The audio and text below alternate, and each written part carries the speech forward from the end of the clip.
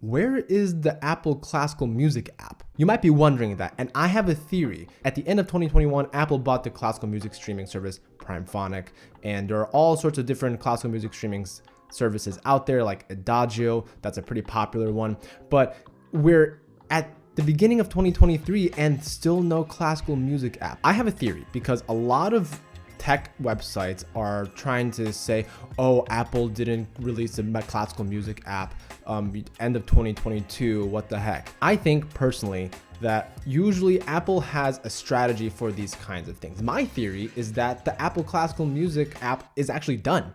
I think it's done. I think it's going to be ready for release really, really soon. That's my gut feeling, because usually in the fall, that's when the hardware is introduced. That's when the holiday season, that's when people are going to be buying new phones, new hardware.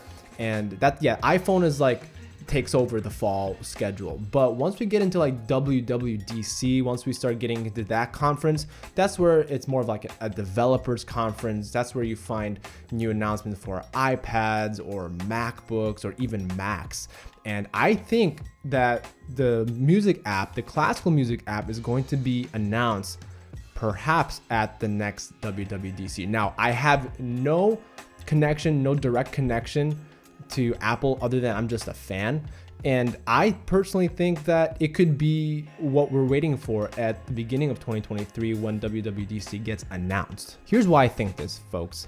I think this because creating a classical music streaming service requires a lot of work. The reason for that is there's a lot of metadata that needs to be formulated into the app, because I could listen to a Beethoven 5 symphony, but who is the composer? Who's the orchestra? What time was the recording recorded in? What studio? What microphones? Who's the concert master that back then? All of that specific detail is really beneficial to the listener, and that takes time to gather all that information from the Apple iTunes store.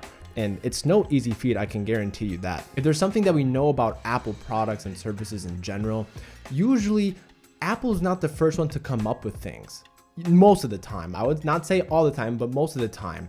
And you have other companies figuring these things out, but Apple kind of tweaks it their own way. Like a good example of this is the Apple Watch. Apple was not the first one to create a smart watch. It was actually other than Apple, Google, Samsung, those companies were the first companies to really introduce that concept of having a James Bond-esque smart watch on your wrist, which is crazy that I'm saying this right now. Back when I was a kid, having a smartwatch on your wrist is like science fiction, but now we have it. But beside the point, classical music in general has a lot of metadata, and there are like a gazillion recordings out there from different time periods, from different conductors, and from different times. You know, the recording technology was different 50 years ago than it was now. So I think implementing that and what kind of studios and what kind of record labels are associated with these recordings are also very important.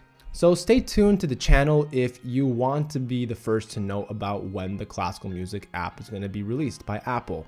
And if you're not subscribed to this channel, hit the subscribe button, hit the bell notification, so that way you get notified for when that video comes out. What are some things that you're looking for in the classical music app? I've talked about this with my audience, with my community, and I would love to get this conversation going. Maybe between now and the release, Apple can make a couple tweaks if they happen to watch this video. So if Apple, you're watching, these are the things that people are wanting from you guys. Just read the comment section down below.